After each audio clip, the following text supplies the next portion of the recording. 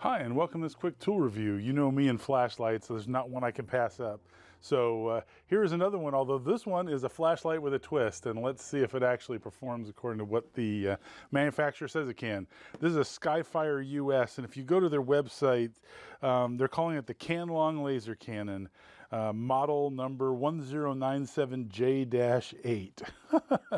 And sells for about 50 bucks, $49.90 I believe. And what they're claiming is it's a 28 watt LED flashlight with a 4 amp hour or 4,000 milliamp hour battery. So opening this guy up, first thing I notice is this is a crazy big battery, and it claims to be 5 amp hour.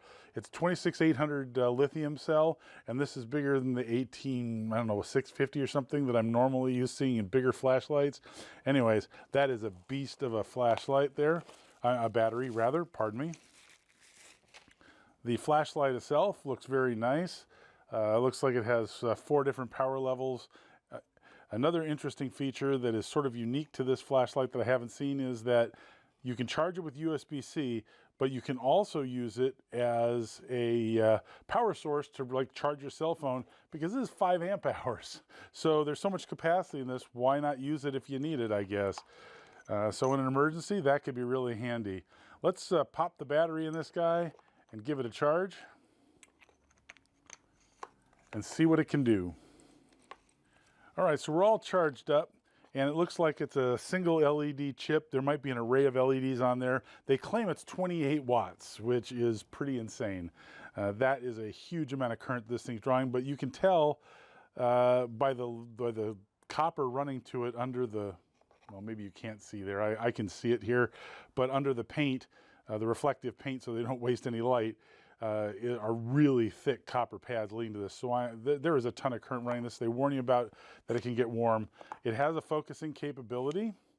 And here is another unusual feature that this flashlight comes with, which is it comes with a focusing lens. And you say, what? It's already got a lens built in. Why would you need a second focusing lens?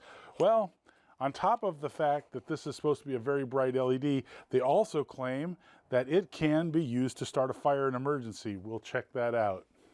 So if you want to see how bright the flashlight is, it's nighttime.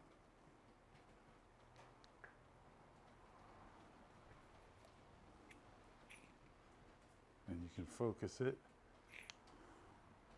or spread it out. Whatever's under the beam is pretty much like daylight.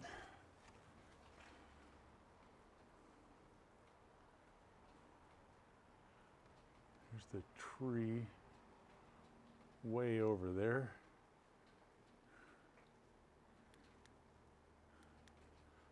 Full bright, 1 down, 2 down. Still very, very bright and off. So next up, we're going to attach the lens on here. And they even have tips on here. Gotta be careful, it's aluminum on aluminum threading.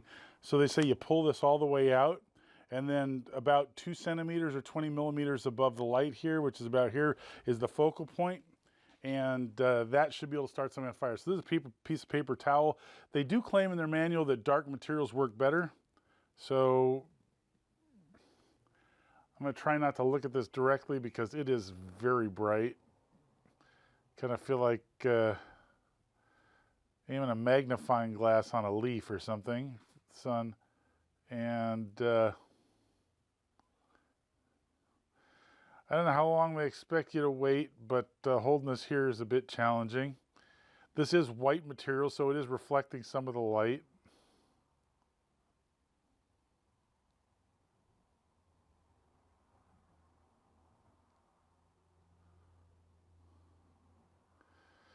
I see no fire at this time. Well,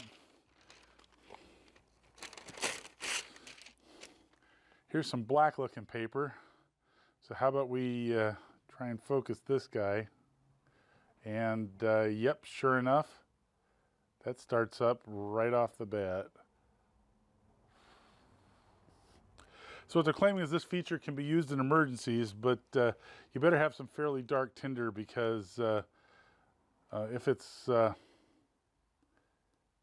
light colored, It doesn't seem to work so well, although maybe I'm just not finding perfect focus. The problem is it's so bright I can't look at the material to see if I'm hitting that critical focus. To give you an idea how bright it is with the white material, I'm wearing oxyacetylene weld goggles, and it's still so bright that it hurts my eyes. But this way I can find out when I'm at critical focus. I was hoping to see if I could ignite this, but with black material, it starts smoking pretty much immediately when you get it in focus. Look at that.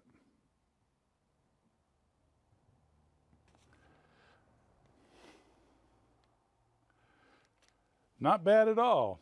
Pretty good for 50 bucks. I don't know what the runtime is. It doesn't really say in the manual. I'm guessing on full brightness, the runtime is somewhat limited, but on the lower settings, which are still plenty bright, you probably get some decent runtime off this. The other thing is that there's nowhere to keep this extra lens. So, you know, you're out and, you know, you've got this, I don't know, in some sort of holster, if that's what you would do. Where were you going to keep the lens? Maybe you'd have to make a custom lens holder for the holster. I'm not sure. But it's a pretty cool flashlight and extremely bright. It also comes, which, ooh, I must have set it off the side, comes with a USB cable to either be the charging cable going in, oops, or the output cable to charge your cell phone, which could be very handy.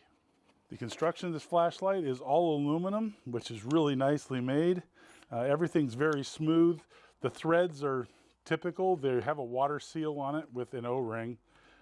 One thing I note is that the threads are aluminum, so you got to be careful not to cross thread, but they are very positive threads. Comes with a lanyard with a disconnect, with a quick disconnect. This is kind of interesting. That's it. Thanks for watching. Hope you find it useful. Hope to see you next time.